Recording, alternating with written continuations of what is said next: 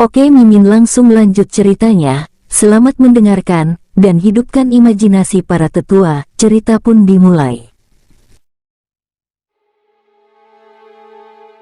Meskipun Su-han memenangkan gelar utusan dari 4 prefektur, masih belum ada upacara perpisahan khusus sebelum dia pergi. Kecuali Tu Yuanshan, semua orang lain di prefektur Daming menatap Su-han seolah-olah mereka ingin memakannya. Su-han sudah lama terbiasa dengan tatapan seperti ini dan tidak merasakan apapun. Setelah 3 raungan besar itu, Phoenix ilahi 7 warna, harimau putih langit tinggi, dan kura-kura hitam bumi semuanya berubah menjadi awan gelap dan dengan cepat pergi ke segala arah. Acara besar penghormatan kepada gunung, yang berlangsung setiap 1000 tahun sekali, telah berakhir di sini. Di atas punggung Phoenix ilahi 7 warna, Suoying menatap Su-han, "Bocah bau, aku tidak menyangka kau begitu kuat. Kau benar-benar memberi wajah pada gurumu ini, hahaha." Dalam hidupnya sampai sekarang, dia hanya menerima Su-han sebagai muridnya. "Aku tidak pernah menyangka kalau murid satu-satunya ini akan begitu jahat. Tapi menjadi begitu kuat itu ada baiknya, ada pula baiknya." Suoying tampak tertekan lagi. "Guru, dari mana Anda mendapatkan ini?" tanya Su-han sambil tersenyum. "Lihatlah dirimu, kultivasimu baru mencapai puncak alam dewa mendalam. Dengan potensimu, aku khawatir kau akan segera melampauiku." Suoying menghela napas dan berkata, "Sebagai gurumu, aku tidak bisa memberimu apapun. Hubungan guru-murid seperti ini rasanya agak tidak adil. Guru, aku tidak butuh apapun darimu. Selama kau ada di belakangku, aku sudah puas," kata Su-han. "Kamu pintar bicara, hahaha, mulutmu manis sekali." Suoying tertawa gembira. "Itu memang sangat kuat." Suara Shen Tianli pun terdengar, "Setelah pulang ke rumah, aku akan mengajukan Ordo Tianjiao menengah untukmu." "Apa? Ordo Tianjiao tingkat menengah? Ya ampun, itu benda yang sangat berharga. Namun, dengan kecakapan tempur yang ditunjukkan Tuan Su kali ini, aku khawatir dia pasti akan mendapatkan ordo kebanggaan surgawi tingkat menengah, kan? Hahaha, aku menunggu di sini, mengucapkan selamat kepada Tuan Su sebelumnya." Mendengar kata-kata Ordo Tianjiao menengah, banyak tatapan iri di akademi tertuju pada Su-han. Su-han menggelengkan kepalanya sedikit. "Bagiku, level Ordo Tianjiao tidaklah penting. Yang penting adalah aku bisa bekerja sama denganmu untuk menciptakan kecemerlangan bersama." Mendengar hal itu, para utusan hutan di pelataran semuanya memperlihatkan ekspresi malu. Dulu, mereka memperlakukan Su-han dengan ejekan dingin atau sarkasme. Sekarang Su-han bersinar, ia tidak pernah mengungkit masa lalu, yang sungguh membuat mereka malu. "Tuan Shen." Wei Qi tersenyum dan berkata kepada Shen Tianli, "Setelah kembali kali ini, pangkat apa yang akan diraih Tuan Su?" Begitu kata-kata ini diucapkan, semua orang menatap Shen Tianli. Mereka juga sangat ingin tahu tentang hasilnya. Lagi pula, di Beihua Mansion saja, Su-han mengalahkan 1000 utusan dari Daming Mansion. Setidaknya dia adalah utusan istana tingkat pertama.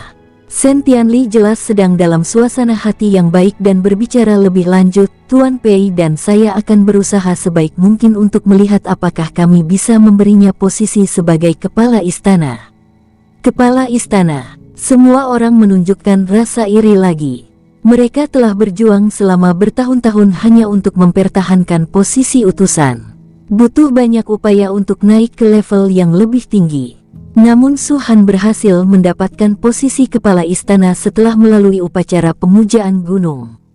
Tentu saja tidak seorang pun akan mempertanyakannya. Dilihat dari keempat prefektur, tidak ada utusan yang bisa menjadi lawan Su-han. Jika dia tidak bisa dipromosikan menjadi kepala istana, siapa lagi yang memenuhi syarat untuk dipromosikan?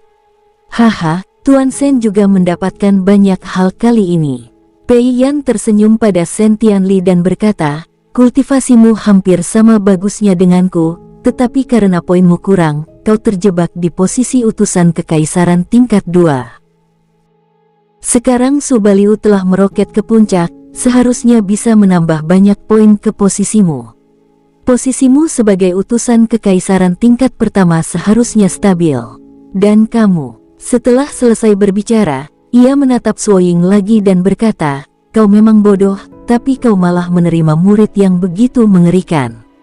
Aku akan melapor kepada atasan dan menyiapkan posisi untukmu di antara utusan kekaisaran tingkat 7. Terima kasih, Tuan Pei. Suoying sangat gembira. Nama Suoying juga terkenal di dunia luar. Namun bagi Pei Yan, dia tetaplah sosok kecil. Setelah mendengarkan kata-kata Pei Yan, banyak orang merasa bingung. Suoying adalah guru Subaliu, jadi tidak mengherankan jika dia dipromosikan karena ini.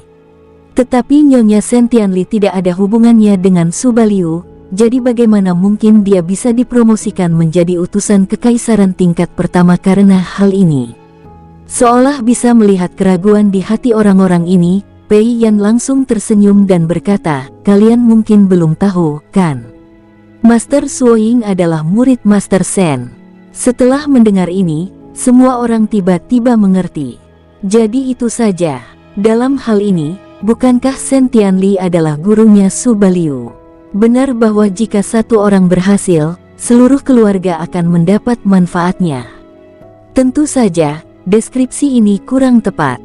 Baik Suoying maupun Shen Tianli tidak bisa disamakan dengan ayam dan anjing. Namun harus diakui, karena ledakan besar Subaliu kali ini, mereka yang terlibat dengannya memang memperoleh keuntungan besar. Yang satu adalah utusan kekaisaran tingkat pertama, dan yang satu lagi adalah utusan kekaisaran tingkat ke-7. Dia sendiri juga dipromosikan ke posisi Master Istana peringkat ke-7. Tuan Istana Timur. Tiba-tiba, seseorang di antara kerumunan bertanya, apa sebenarnya hubungan Su Tian dengan istana Pangeran Yunku?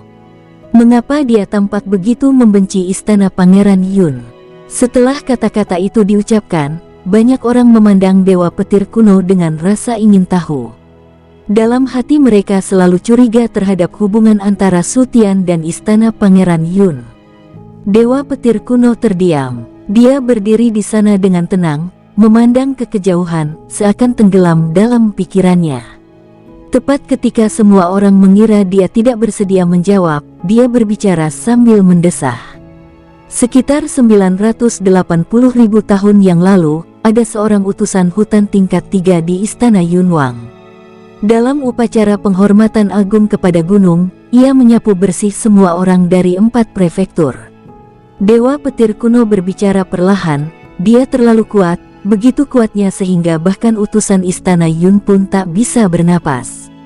Siapapun yang melawannya tak akan mampu menahan satu pukulan pun darinya. Orang ini adalah Su Tian.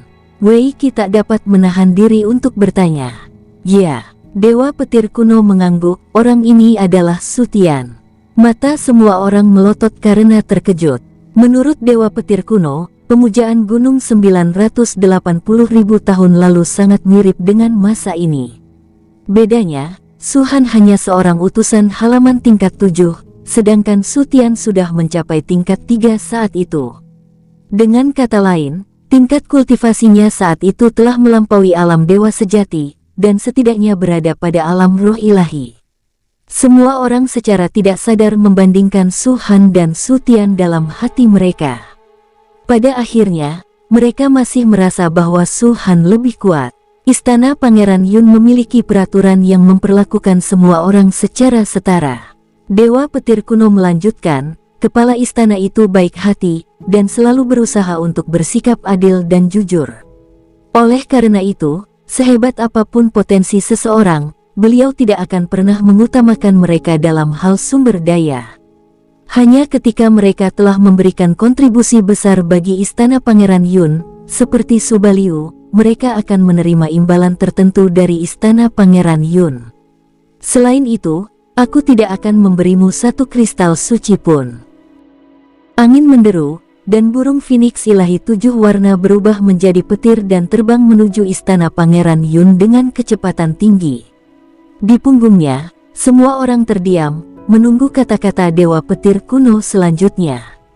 Su Tian memenangkan juara pertama dalam pemujaan gunung itu. Tak seorang pun bisa menandinginya. Ia sama seperti Subaliu, yang menjadi utusan hutan pertama dari 4 prefektur. Kepala istana sangat senang, begitu pula semua orang. Istana Pangeran Yun juga memberinya beberapa hadiah unik. Tapi, dia tidak puas. Pada hari-hari berikutnya, dia mendekati saya beberapa kali. Karena saya sudah menjadi utusan kekaisaran tingkat pertama saat itu, saya memenuhi syarat untuk meminta sumber daya dari atas. Setelah berkata demikian, Dewa Petir kuno berhenti sejenak, seolah memberi waktu kepada semua orang untuk mencerna pikirannya. Su-han memiliki mata yang tajam untuk mengamati, dan dia memberikan perhatian khusus pada kata "di atas". Saat itu, Dewa Petir kuno sudah menjadi utusan kekaisaran tingkat pertama. Di atasnya, bukankah mereka adalah 4 kepala aula dan penguasa istana? Atau, selain mereka, ada orang-orang berkuasa lainnya? Dewa Petir kuno melanjutkan, saya yakin dia memiliki potensi besar. Dia pasti akan menjadi ahli tingkat atas di Istana Pangeran Awan dan bahkan di wilayah bintang atas di masa depan. Karena itu, saya telah mengajukan petisi kepada otoritas yang lebih tinggi beberapa kali atas namanya. Seperti yang diharapkan, dia tidak mengecewakan saya. Baru 980.000 tahun berlalu, dan dia telah menjadi utusan kekaisaran tingkat pertama. Kultivasinya bahkan telah mencapai puncak alam dewa surgawi. Dia hanya selangkah lagi untuk memasuki alam dewa kuno. Kalau begitu, mengapa dia bergabung dengan prefektur Daming? Seseorang bertanya.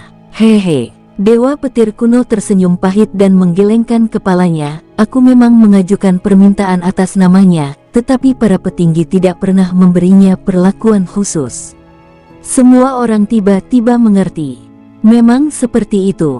Dilihat dari nada bicara Sutian, dia tampaknya orang yang sangat sombong dan sangat percaya diri tentang masa depannya. Akan tetapi, menurutnya, kuda jantan yang sangat berbakat itu belum bertemu dengan bole sejati, jadi dia meninggalkan istana Pangeran Yun dengan marah. Kurang lebih seperti yang kau pikirkan. Tidak ada kebencian antara dia dan istana Pangeran Yun.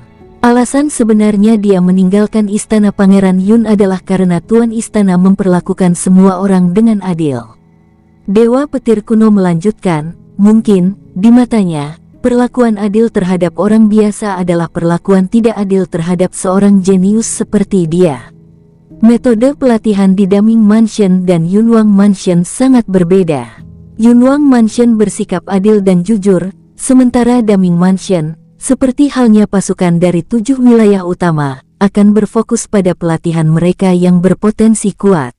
Selain itu, Baihua Mansion kebanyakan dihuni wanita.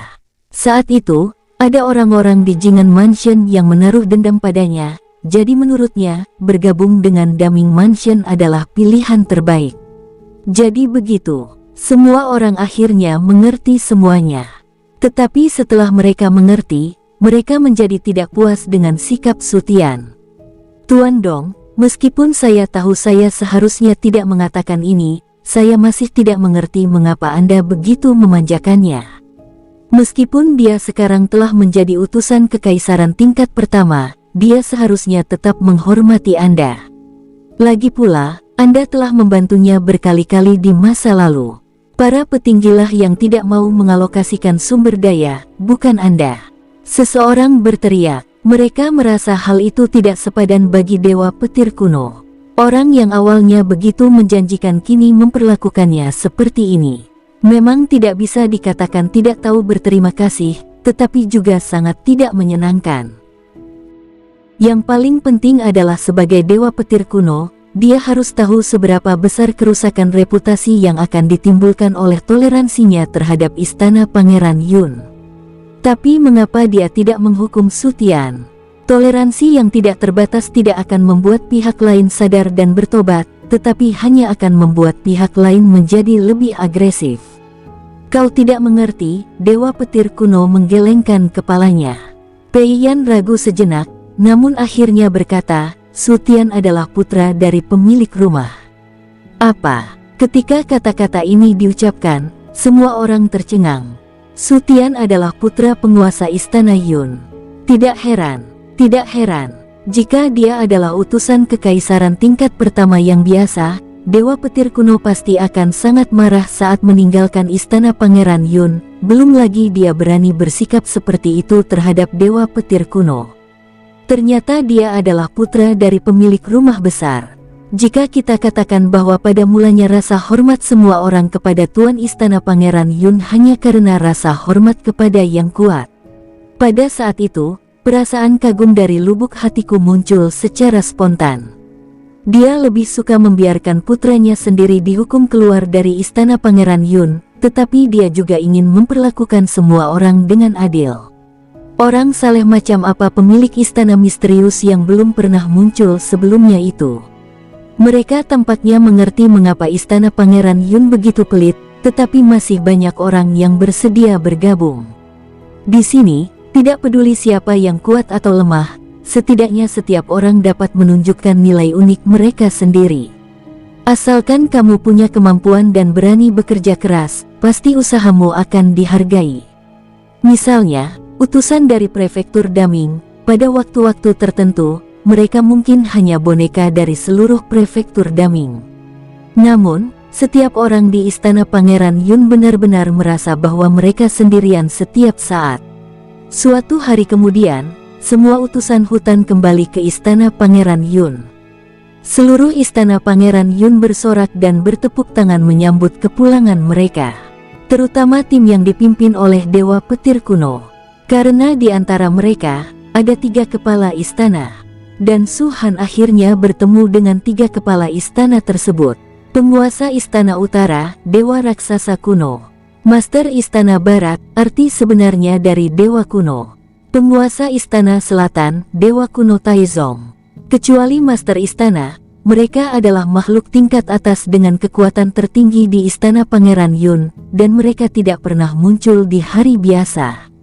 Namun kali ini, mereka semua berdiri di sini, menyaksikan kembalinya Dewa Petir Kuno dan yang lainnya sambil tersenyum.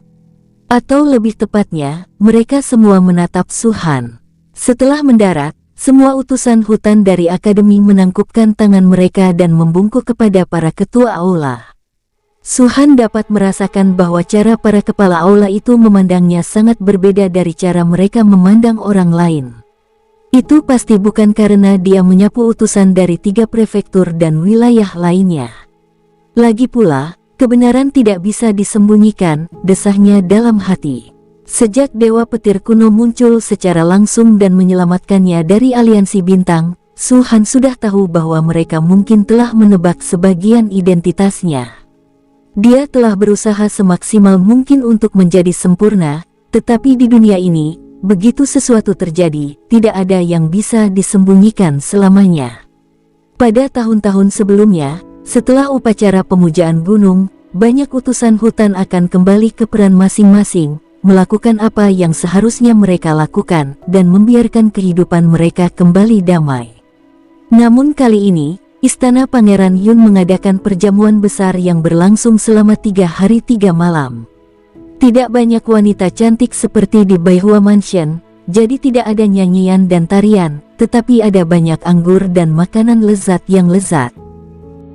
Perlu disebutkan bahwa perjamuan yang belum pernah terjadi sebelumnya ini telah mendekatkan banyak anggota Istana Pangeran Yun secara tak terlihat. Keempat ketua aula tidak menghilang untuk sementara waktu, tetapi tetap bersama semua orang hingga perjamuan selesai. Hanya kepala istana yang tidak pernah muncul. Tentu saja, tak seorang pun menyangka dia akan muncul. Keberadaan di puncak seperti itu selalu misterius. Jika tidak ada peristiwa besar, mustahil mengharapkannya muncul. Selama perjamuan, Dewa Petir Kuno secara pribadi mengumumkan, mulai hari ini, Nyonya Shen Tianli telah resmi dipromosikan menjadi utusan kekaisaran tingkat pertama. Jumlah utusan kekaisaran tingkat pertama di Istana Pangeran Yun telah bertambah menjadi 8. Suo Ying dipromosikan dari utusan istana tingkat pertama menjadi utusan kekaisaran tingkat ke-7. Su Baliu dipromosikan dari utusan istana tingkat 7 menjadi utusan istana tingkat 7. Tentu saja, ini tidak ditentukan oleh jumlah kemenangan beruntun. Harapan tertinggi Su-han adalah menjadi utusan akademi tingkat pertama. Tanpa diduga, dia akhirnya mendapat posisi sebagai kepala istana tingkat 7, yang merupakan kejutan yang menyenangkan. Dibandingkan dengan Yuan Linzi, Zhang Dianxi tidak hanya memiliki status yang sangat berbeda, tetapi juga dapat menerima berbagai gaji yang dikeluarkan oleh Yunwang Mansion.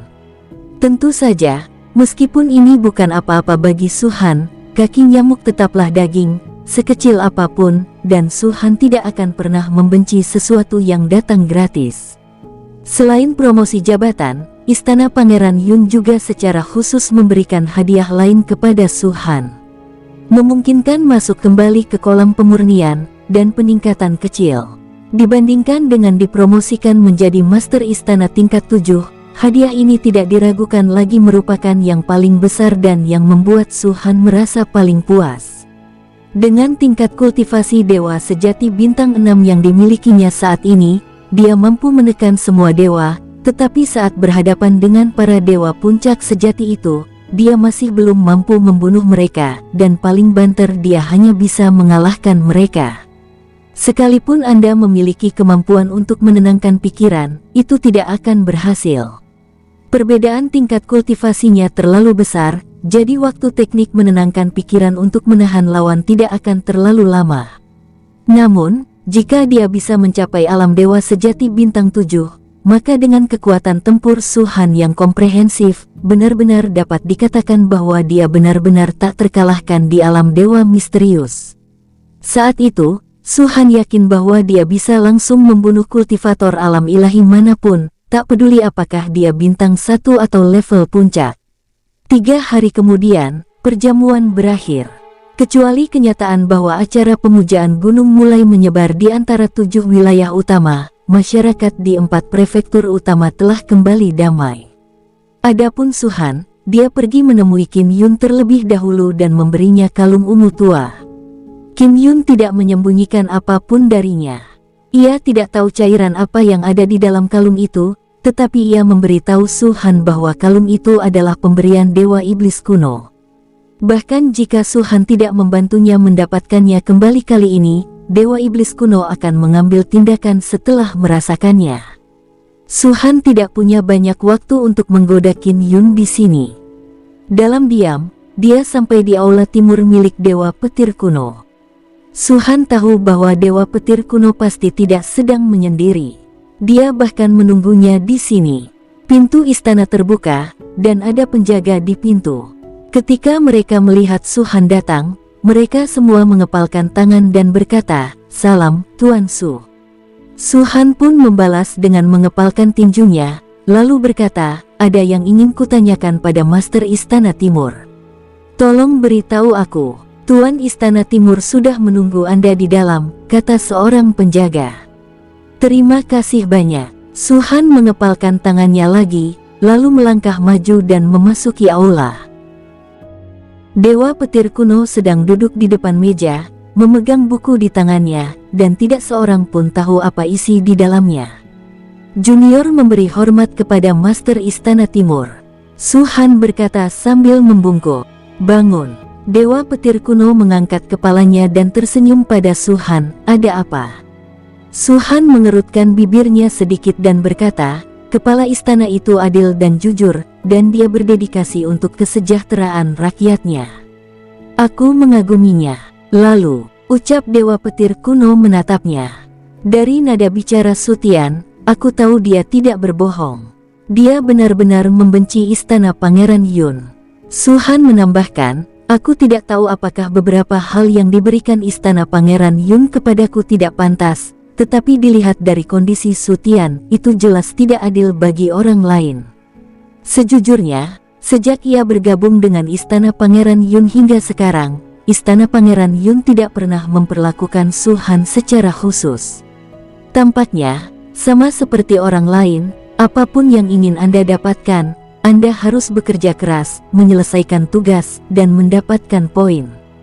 Tetapi Sutian berkata bahwa cara istana Pangeran Yun memperlakukannya benar-benar berbeda dari cara mereka memperlakukannya sebelumnya.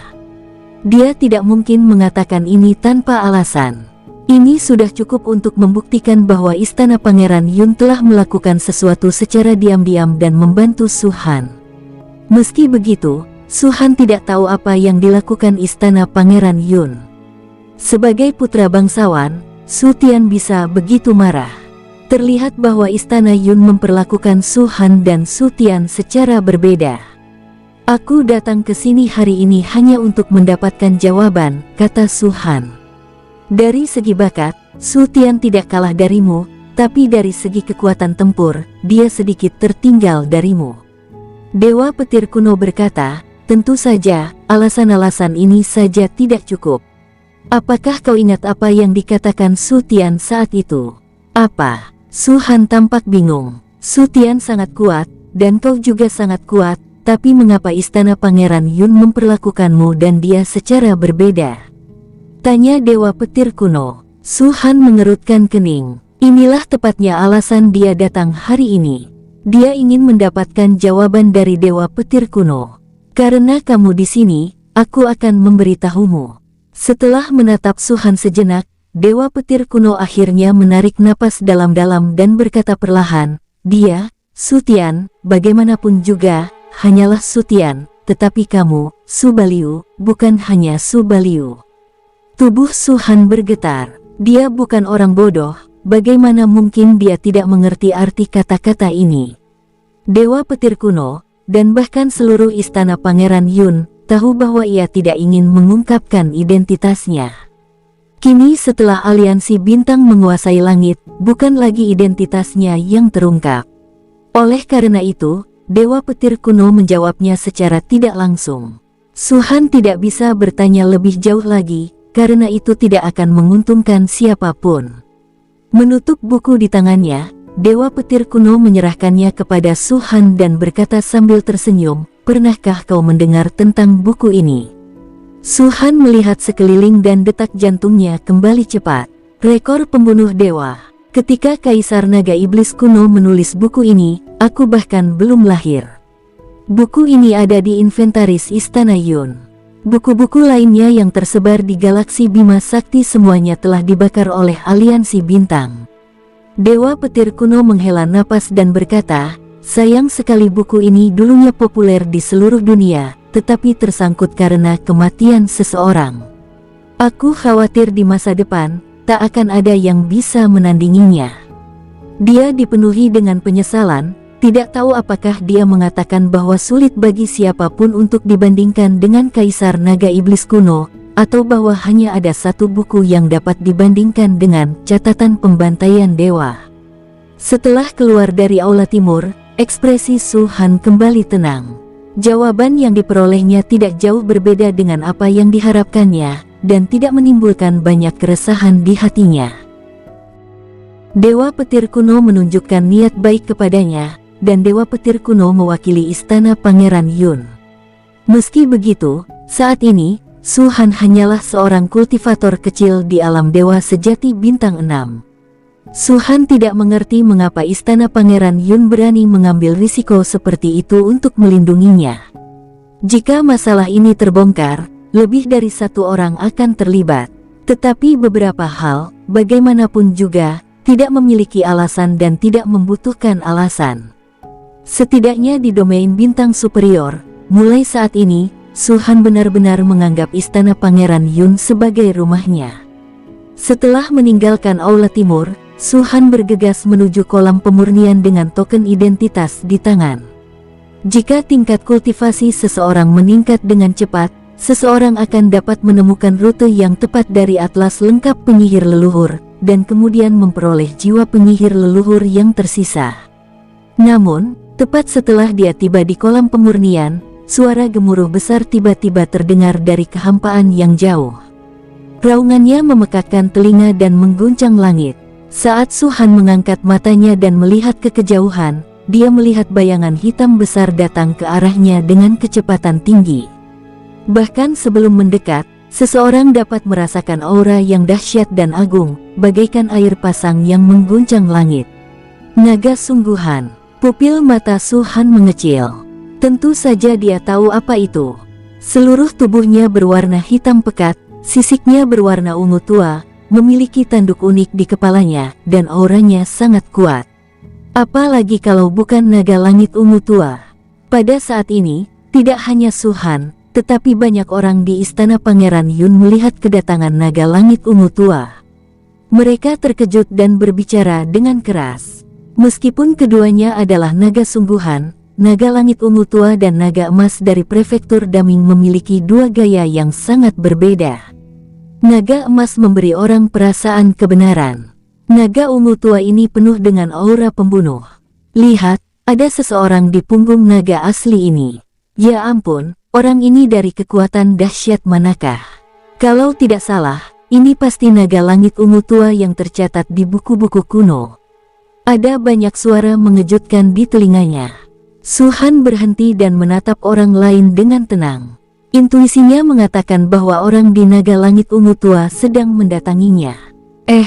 Tiba-tiba terdengar batuk ringan dari belakang.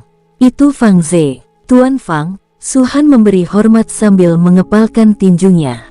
Tuan Su. Fang Ze pun membalas sapaannya, lalu berkata dengan canggung, meskipun aku tidak terlalu malu, tapi adikku benar-benar datang untuk menemuimu. Fang Xijin. Mata Su Han menyusut. Dia ingat wanita ini dengan jelas.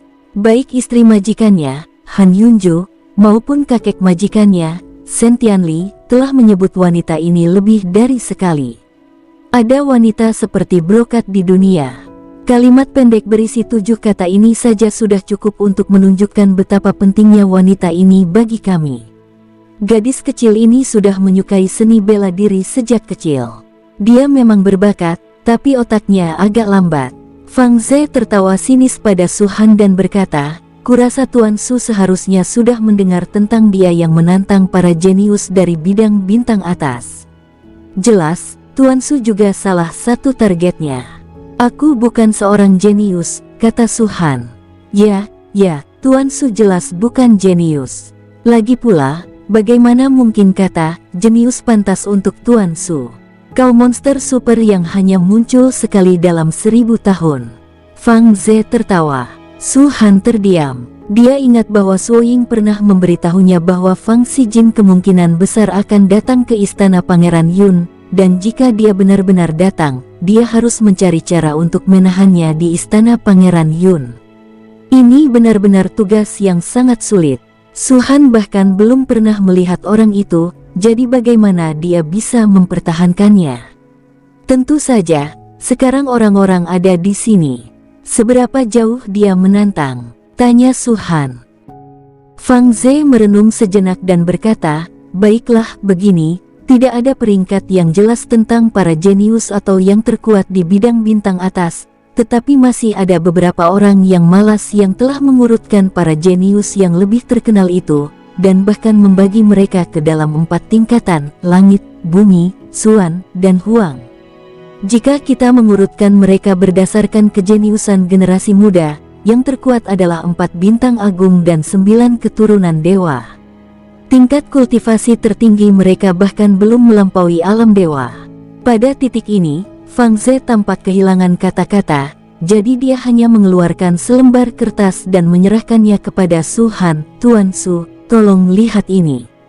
Su Han mengambil buku catatan itu dan melihatnya sekilas. Di atas adalah peringkat para jenius di bidang bintang superior. Pemimpinnya tentu saja adalah 4 bintang besar dan keturunan 9 dewa. Tampaknya tidak seorang pun mengetahui kekuatan tempur mereka secara pasti, jadi orang yang memberi peringkat mereka menempatkan 4 putra bintang agung di tempat pertama dan 9 keturunan dewa agung di tempat kedua. Ketiga, keempat, kelima, dan keenam semuanya berasal dari 7 interval utama. Su Han tidak peduli dengan mereka dan tentu saja belum pernah mendengar tentang mereka. Namun yang membuatnya terdiam adalah karena namanya ternyata menduduki peringkat ke-7 di Heavenly Ranking. Dan yang ke-8 adalah Fang Xijin. Apakah ini alasannya dia datang menantangku? Su Han menutup buku catatannya dan berkata, aku tidak berbakat, tapi aku peringkat ke-7. Aku malu. Jika kita benar-benar berbicara tentang kemampuan tempur Anda sendiri, wajar saja jika Anda, Tuan Su, berada di peringkat ke-7 di antara generasi muda, kata Fang Ze. Bagaimana dengan Tuan Fang? Canda Su Han. Tuan Su, tolong berhenti bercanda denganku. Usiaku sudah melampaui batas yang disebut generasi muda. Bahkan jika aku ingin mengantre, aku tidak bisa masuk. Fang Ze tersenyum getir. Sementara keduanya berbincang, naga ungu tua yang besar telah tiba di atas kepala mereka.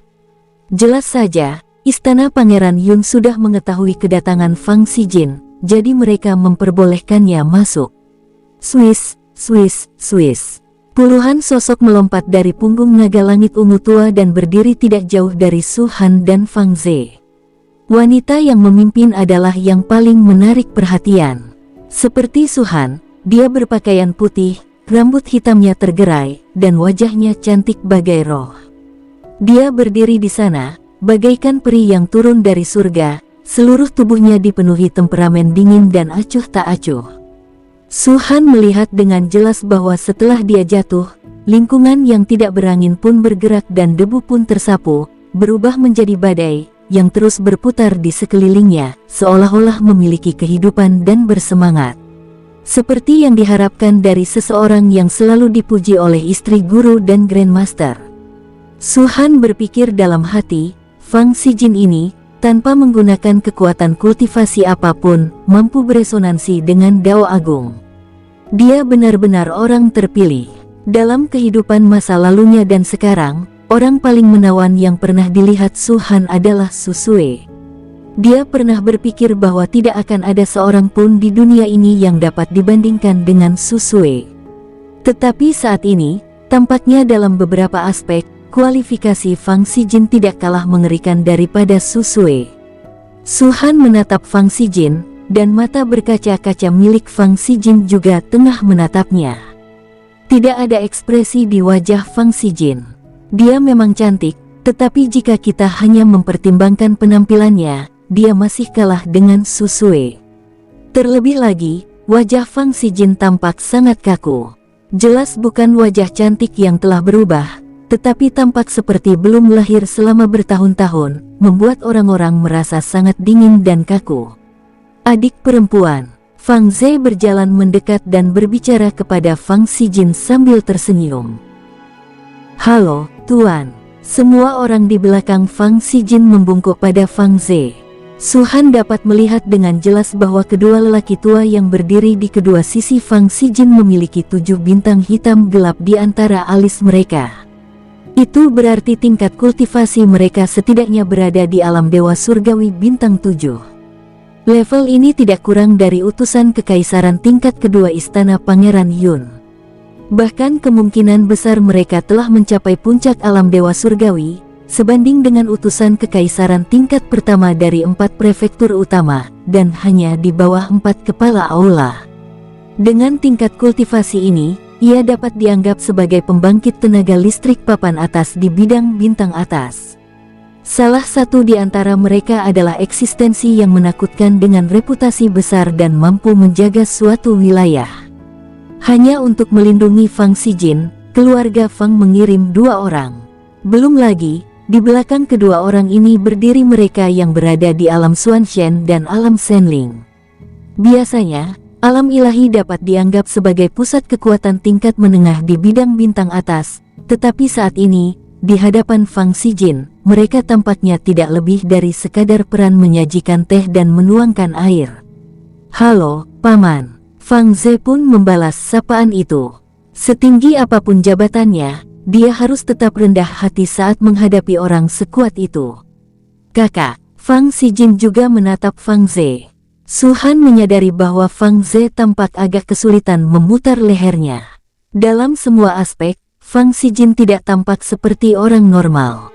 Adik kecil, lumayan. Fang Ze tersenyum gembira dan berkata, sudah berapa lama? Kau sudah mencapai alam dewa bintang 2. Dibandingkan denganmu, sebagai saudaramu, aku jauh tertinggal. Hehe. Fang Sijin tersenyum kaku sebagai jawaban.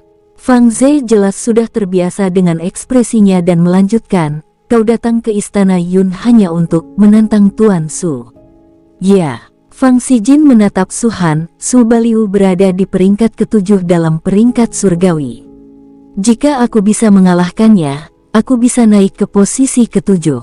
Ini. Fang Ze melirik Su Han diam-diam dan berbisik, "Adik kecil, Su Baliu bukan orang yang suka berkelahi. Kalau dia menolak tantanganmu, kau tidak bisa memaksanya, kan?" "Tidak." Fang Xijin menggelengkan kepalanya dan berkata dengan tegas, "Seorang praktisi bela diri tega menantang langit. Jika aku bertarung dengannya, itu akan menguntungkan kita berdua. Jika dia menolakku, itu berarti dia takut padaku. Jika begitu, dia tidak akan pernah mencapai kesuksesan besar." Mendengar itu, Fang Ze terdiam. Secara teori, apa yang dikatakan Fang Xijin masuk akal. Namun pada kenyataannya, hal itu tidaklah demikian. Sepanjang sejarah, ada banyak orang kuat yang tidak suka berkelahi dan selalu berlatih dalam pengasingan sendirian, dan akhirnya muncul entah dari mana. Kalau kamu tidak suka bersaing dengan orang lain, apakah itu berarti kamu tidak punya hati untuk menjadi kuat? Anda tidak dapat mengatakannya secara mutlak. Namun, Fang Ze tahu bahwa saudara perempuannya adalah seorang fanatik seni bela diri, dan hanya sedikit orang yang dapat mengubah apa yang diyakininya. Justru karena inilah Fang Xijin mungkin telah menyinggung banyak orang dalam tantangan sebelumnya. Meskipun keluarga Fang tidak takut, mereka juga tidak ingin menimbulkan begitu banyak masalah. Mereka telah mendengar dari Fang Xijin bahwa cepat atau lambat mereka akan bersaing dengan keturunan 4 bintang besar dan 9 dewa besar. Dari segi status, ke-13 orang itu tidak lebih lemah dari Fang Xijin. Jika mereka tersinggung, keluarga Fang akan mendapat masalah. Bagaimana kamu menjelaskannya? Fang Ze berpikir sejenak dan berkata, "Adik kecil, tidak semua orang suka berkelahi sepertimu. Jika seseorang menolakmu, bukan berarti mereka lebih rendah darimu. Kau mengerti maksudku?" "Tidak mengerti." Fang Xijin menggelengkan kepalanya dan menunjuk Su Han, lalu berkata, "Hari ini, aku ingin menantangnya. Kalau dia tidak setuju, aku tidak akan pergi." Mulut Fang Ze berkedut saat ia bergumam, "Kediaman Pangeran Yun tidak takut kau tidak akan pergi. Mereka sebenarnya berharap kau akan tinggal." Siu. Pada saat ini, Fang Xijin tiba-tiba melangkah keluar, menyebabkan badai di sekelilingnya, dan datang di depan Su Han. "Tuan Su, tolong bertindak." Su Han sedikit mengernyit. Setelah hening sejenak, ia menangkupkan tinjunya dan berkata sambil tersenyum, "Bakat Nona Fang sungguh luar biasa, dan daya tempurnya sungguh dahsyat. Aku bukan tandingan Anda. Aku mengaku kalah dan dengan sukarela mengakui kekalahan." "Tidak." Fang Xijin sedikit mengernyit dan berkata dengan tidak senang, "Kamu bisa menolakku, tapi kamu tidak bisa mengatakan itu, kamu menghinaku." Su Han tidak dapat menahan diri untuk bertanya, "Bagaimana aku bisa menghinamu? Kau berada di peringkat ke-7 dalam daftar Tianjiao, di atasku, tapi kau bahkan belum pernah bertarung denganku. Kau bilang kau bukan lawanku. Kau meremehkanku, dan kau sama sekali tidak punya hati untuk mempraktikkan Taoisme." Kata Fang Xijin. Dia sangat keras kepala dan memiliki obsesi kuat untuk menantang orang lain. Namun Su Han tidak berniat bertanding dengannya karena itu hanya akan membuang-buang waktu. Terlebih lagi, hal itu akan mempengaruhi pengumpulan kekuatan imannya di masa mendatang. "Nona Fang, maaf waktu saya terbatas." Su Han berbalik dan hendak pergi. Sosok Fang Xijin melintas dan ia berdiri di depan Su Han lagi. "Aku tidak peduli. Kalau kau tidak melawanku, aku tidak akan bisa terus menantang orang lain. Sekalipun aku mengalahkan semua orang, kau akan tetap terpatri di hatiku, yang akan membuatku sangat tidak bahagia. Itu urusanmu." Su Han mengatakannya dengan ringan, lalu berkata lagi, "Tentu saja, jika kamu benar-benar tidak berencana untuk pergi, maka kamu bisa tinggal di istana Pangeran Yun." Begitu dia selesai berbicara, sosok Su Han melintas dan muncul di kejauhan. Fang Xijin hendak segera menyusul, tetapi Fang Ze di sampingnya berkata, "Adik kecil, jangan kasar. Ini istana Pangeran Yun. Masuk saja sudah cukup." Kalau kau bertindak gegabah, kau akan diusir. Tapi, Fang Xijin menunjuk Su Han, tampak tak berdaya dan marah. Dia tidak mengerti mengapa Su Han tidak melawannya. Apakah karena dia takut padanya? Namun menurut rumor yang beredar, mengetahui temperamen Su Baliu, dia bukanlah tipe orang yang takut pada sesuatu. Mungkin dia punya idenya sendiri. Fang Ze juga sangat tidak berdaya menghadapi adiknya. Tidak, aku tidak akan pergi semudah itu. Fang Xijin menghentakkan kakinya, matanya berbinar, dan mengikuti Su Han. Pada saat ini, Su Han telah memasuki kolam pemurnian. Melihat Fang Xijin berdiri di luar, matanya berputar dan tiba-tiba tersenyum. Nona Fang, mengapa Anda tidak bergabung dengan Istana Pangeran Yun? Selama Anda bersedia bergabung, Anda bisa langsung memasuki kolam pemurnian ini sekali, yang memungkinkan kultivasi Anda meningkat. Saya tidak peduli, Fang Xijin berkata tanpa ekspresi. 3 prefektur lainnya juga memiliki perlakuan serupa. Hanya karena ini, aku ingin bergabung dengan Istana Pangeran Yun. Sepertinya kamu sangat memahami dirimu sendiri. Kamu memang sangat populer. Su Han mengangkat bahu, kalau begitu, silakan saja. Ngomong-ngomong, aku harus berlatih dulu. Tanpa ragu, teknik Kaisar Naga dilepaskan, dan sebuah pusaran muncul. Kekuatan melahap yang mengerikan segera mulai menyerap semua cairan suci di kolam pemurnian. Melihat pemandangan ini, Fang Xijin menggertakkan giginya, berharap dia bisa memasuki kolam pemurnian dan menghajar Su Han. Ia telah menantang begitu banyak jenius, yang masing-masing arogan dan angkuh. Kebanyakan dari mereka bahkan ingin menginjak-injak reputasinya dan terbang tinggi ke angkasa. Hanya Su Baliu yang benar-benar menolakku. Kenapa dia menolakku? Aku sama sekali tidak bisa memikirkan alasannya. Waktu berlalu, dan dalam sekejap mata, 5 tahun telah berlalu. Saat ini, sesosok terbang dari kejauhan. Ia berpakaian putih, rapi dan bersih, dengan penampilan dan bentuk tubuh yang sempurna, yang menarik banyak perhatian orang saat ia muncul. Namun, di matanya, yang ada hanyalah sosok di kolam pemurnian. Pusaran itu masih ada, dan daya penghancurnya terus beroperasi. Semuanya sama persis seperti 5 tahun lalu. Satu-satunya perbedaan adalah bahwa orang-orang dari keluarga Fang telah meninggalkan Istana Pangeran Yun, dan hanya Fang Xijin yang masih ada di sini. Semua orang tahu bahwa dia tidak bergabung dengan Istana Pangeran Yun, tetapi tetap tinggal di sini karena dia gagal menantang Su Baliu dengan sukses. Ketegaran macam ini sungguh tidak dapat dipercaya. Istana Pangeran Yun tidak mengusirnya karena kehadirannya.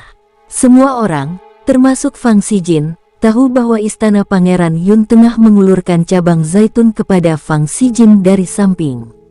Namun, Fang Xijin belum berniat menerimanya. Belum selesai. Fang Xijin sedikit mengernyit. Dia baru saja menembus alam dewa sejati bintang 6 ke bintang 7. Semua cairan suci ini telah dimurnikan, tetapi dia telah menghabiskan 5 tahun penuh dan masih belum menembus batas. Berapa banyak sumber daya yang perlu dia serap?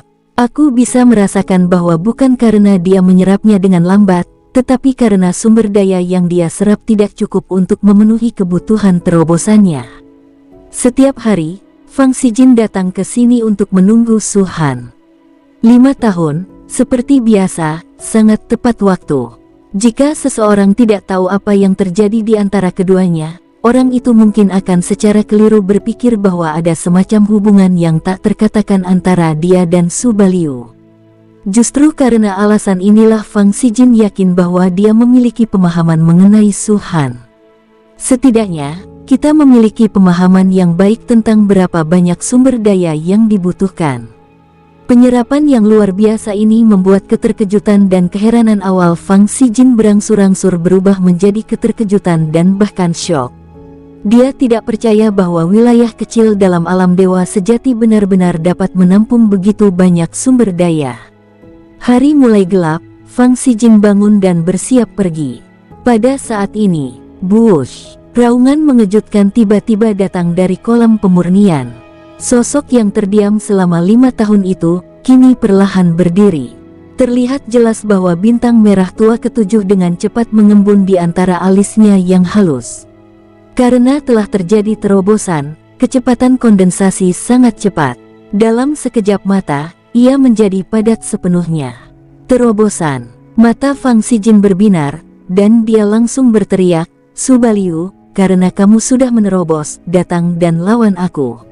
Su Han sedikit terkejut, menoleh dan tak kuasa menahan diri untuk berkata, "Kalau tidak salah ingat, sudah 5 tahun berlalu. Kau masih di sini." "Ya, aku masih menunggumu." Fang Xijin melambaikan tangan rampingnya, dan segera sebuah pedang lembut berwarna biru tua muncul.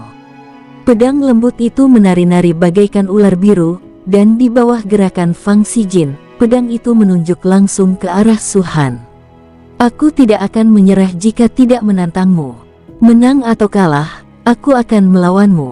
Su Han mengerutkan kening. Menantang diri sendiri tampaknya telah menjadi obsesi di hati Fang Xijin. 5 tahun mungkin bukan waktu yang lama, tetapi bukan waktu yang singkat jika Anda tidak berlatih. Dia benar-benar ada di sini, setelah menunggu selama 5 tahun karena dia ingin menantang dirinya sendiri. Sejujurnya, bahkan Su Han merasa sedikit malu. Bagi seorang jenius seperti ini, membuang-buang waktu walau hanya sehari adalah buang-buang waktu. Su Han terbatuk pelan, menahan napas, lalu berkata, "Nona Fang, saya punya saran untuk Anda." "Apa?" tanya wanita itu. Aku sedang sibuk, jadi kamu tantang aja dulu para jenius lainnya. Setelah kamu selesai ngatasin mereka, kalau aku lagi senggang, kita bisa main bareng. Gimana menurutmu?" kata Su Han. Dia memang sangat sibuk. Saat dia menerobos ke alam dewa sejati bintang 7, rute di atlas penyihir leluhur sepenuhnya terasa dan menjadi jelas. Di waktu mendatang, menemukan sisa jiwa penyihir leluhur akan menjadi tugas terpentingnya. Dibandingkan dengan ini, apa gunanya bersaing dengan Fang Xijin? Tidak. Namun, Fang Xijin tetap gigih dan berkata, "Kamu peringkat ke-7. Aku tidak bisa melompatimu dan melawan orang peringkat ke-6. Itu melanggar aturan." Su Han terpukul oleh alur pikiran Fang Xijin. Ia mengerutkan kening dan berkata, "Apa yang kau pikirkan?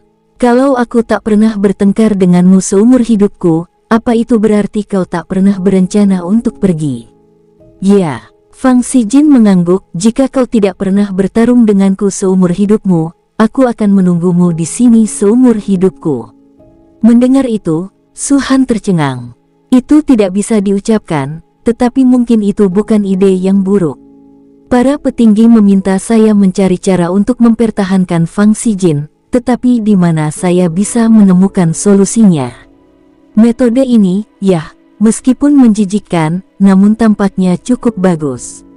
Ayo kita lakukan ini. Su Han merenung sejenak dan berkata, "Selanjutnya, aku akan pergi ke tempat saudaramu berada. Jika kau bisa menyusulku, aku akan bertanding denganmu. Bagaimana menurutmu?" "Baiklah." Fang Xijin menyetujui tanpa berpikir panjang. Sangat percaya diri, Su Han mengangkat sudut mulutnya, "Jika kau tidak bisa mengejarku, maka aku tidak bisa bertanding denganmu. Aku bisa menyusulmu," kata Fang Xijin. Tak ada rasa berencana dalam dirinya. Tampaknya selama dia sudah memutuskan sesuatu, dia pasti akan melakukannya dan pasti akan mampu mencapainya. "Jadi, akankah kita mulai sekarang?" "Ayo kita mulai." "Bagus." Mata Su Han berbinar, lalu dia melangkah maju. Seluruh basis kultivasinya dimobilisasi dan ditingkatkan, dan dia mengambil langkah keempat dari 9 langkah Tianlong dengan langkah yang dahsyat. Pada saat yang sama, Fang Xijin juga menggunakan beberapa cara untuk meningkatkan kecepatannya. Sosoknya berubah menjadi pelangi panjang dan mengejar Su Han. Kedua sosok itu menghilang dalam sekejap. Sejujurnya, menggunakan metode ini untuk membandingkan sebenarnya adalah membiarkan Fang Xijin membuat pilihannya sendiri dalam hatinya. Dia telah menunggu Su Han di sini selama 5 tahun, hanya untuk bertanding dengannya. Su Han mengagumi obsesi ini. Bagaimanapun, inilah obsesi yang seharusnya dimiliki seorang kultivator. Jika ia bisa mempertahankannya, Fang Xijin pasti akan mencapai hal-hal hebat di masa depan. Su Han sebenarnya bisa bertarung dengan Fang Xijin, dan kemenangan atau kekalahan antara keduanya hanya membutuhkan waktu tidak lebih dari sehari. Hanya 1 hari, apakah itu akan menunda Su Han? Tentu saja tidak. Namun Su Han tidak punya cara untuk mempertahankan Fang Xijin di istana Pangeran Yun, jadi ia hanya bisa memilih untuk melanjutkan obsesi Fang Xijin. Meskipun perbandingan antara keduanya hanya dalam kecepatan, perbedaan dalam kekuatan juga dapat dilihat. Jika Fang Xijin benar-benar bisa mengejar Su Han tentu akan bersaing dengannya. Ini tidak hanya akan memuaskan obsesi Fang Xijin, tetapi juga menghilangkan rasa bersalah di hati Su Han. Tetapi jika dia tidak bisa mengejar Su Han, maka pertarungan ini tidak perlu dilakukan. Bagi yang lain, kecepatan tidak mencerminkan efektivitas tempur secara keseluruhan. Tetapi bagi Su Han, jika kecepatan lawan lebih lambat darinya, itu berarti lawan tidak dapat menghentikannya dan dia dapat menggunakan teknik meditasi. Begitu mantra penenang pikiran digunakan, siapapun yang dapat membekukan lawan, niscaya akan dikalahkan, tidak peduli siapapun orangnya. Markas besar Istana Pangeran Yun sangat besar. Fang Ze, sebagai utusan kekaisaran tingkat 7, tinggal di luar 4 aula utama.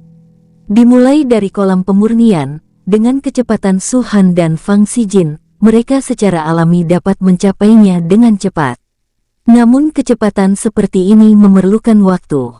Pada detik pertama, Su Han melintasi setengah jarak. Fang Xijin, di sisi lain, sepenuhnya sejajar dengannya, tanpa membuat konsesi apapun. Pada detik kedua, Fang Xijin telah melampaui Su Han dan hendak turun ke istana tempat Fang Ze berada. Jika tidak ada hal tak terduga yang terjadi, Fang Xijin akan mendahului Su Han dan tiba di kediaman Fang Ze terlebih dahulu. Tapi di detik ketiga, Fang Xijin tersenyum penuh kemenangan, tetapi ketika dia tiba-tiba berbalik, dia mendapati Su Han telah menghilang.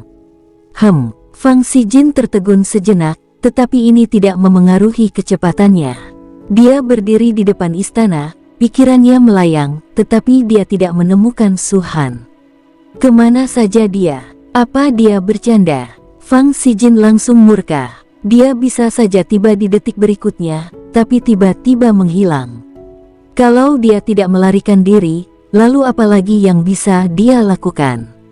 Adik kecil, masuklah. Pada saat ini, suara Fang Ze datang dari dalam istana. Ada sedikit ketidakberdayaan dan senyum kecut, tetapi Fang Xijin yang sedang marah tidak mendengarnya. Saudaraku, Su Baliu itu sungguh hina. Aku menunggunya selama 5 tahun hanya untuk melawannya. Tak masalah kalau dia menolakku begitu saja, tapi dia malah mempermainkanku. Fang Xijin mengepalkan tinjunya yang putih. Tidak, aku tidak tahan. Bahkan jika istana Pangeran Yun tidak mengizinkanku melakukannya, aku akan meminta mereka untuk menghakimiku. Jangan menghakimi. Tuan Su tidak mempermainkanmu. Dia ada di sini. Fang Ze mendesah. Apa? Mata Fang Xijin terbelalak tak percaya. Saat berikutnya, sosoknya muncul langsung di dalam istana Fang Ze. Tetapi Fang Ze duduk di kursi sebelah kiri, dan di hadapannya ada Su Baliu.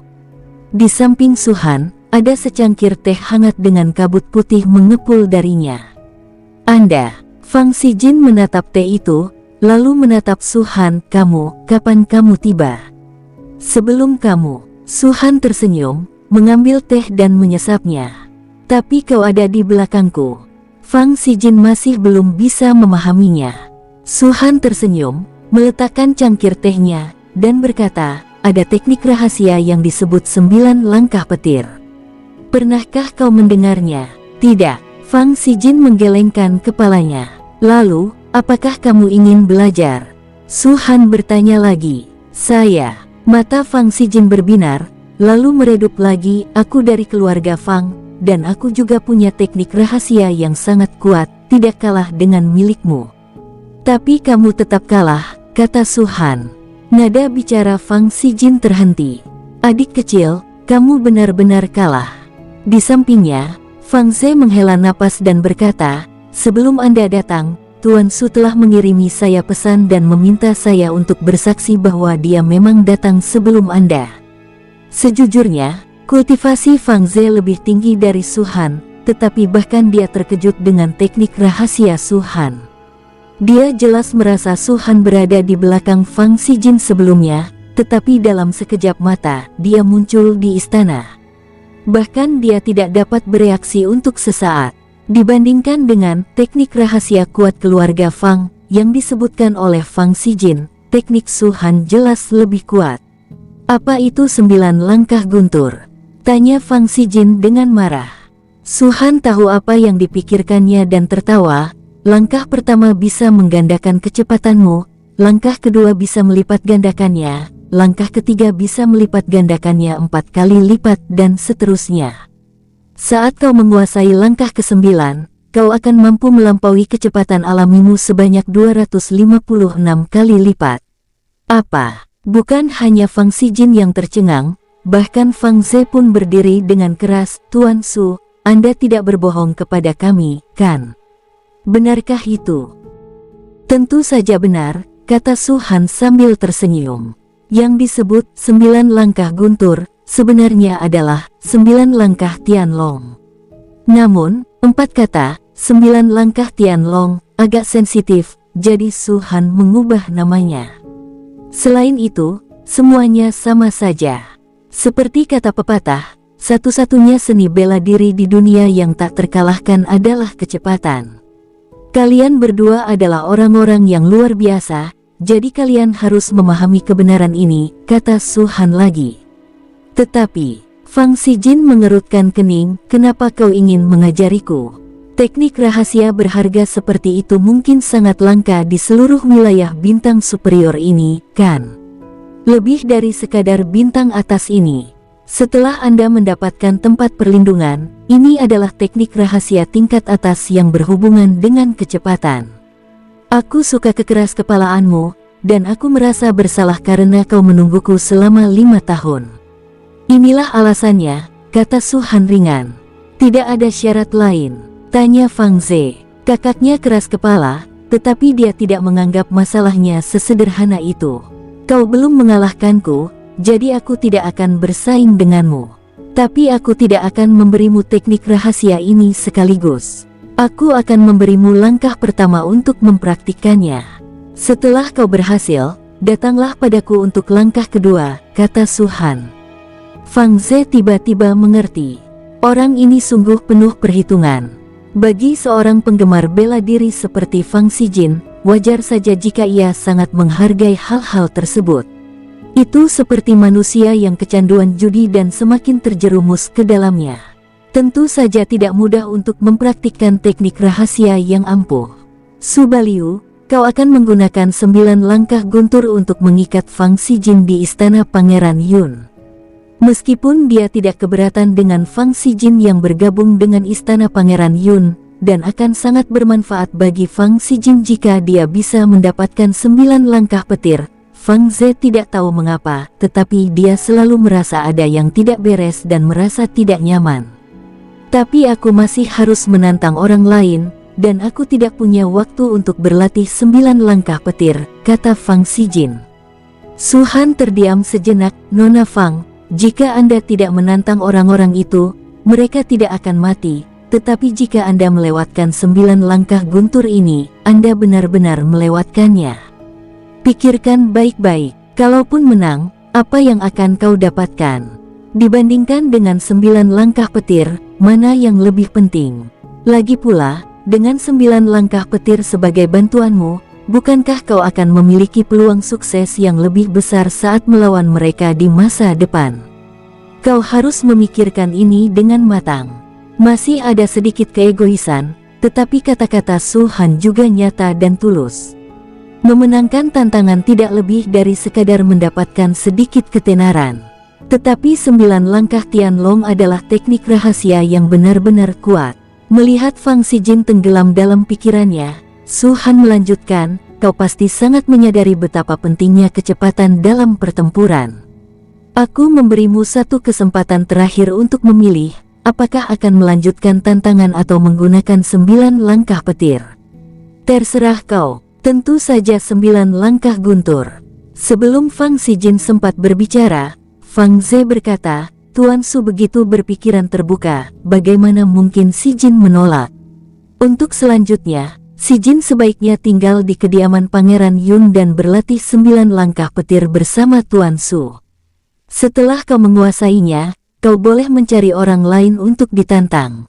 Su Han tersenyum dan menatap Fang Ze dalam-dalam. Adapun Fang Xijin, butuh banyak persuasi sebelum dia akhirnya setuju. Bersambung, sampai jumpa di episode berikutnya. Semoga kalian semua terhibur. Terima kasih, bye-bye.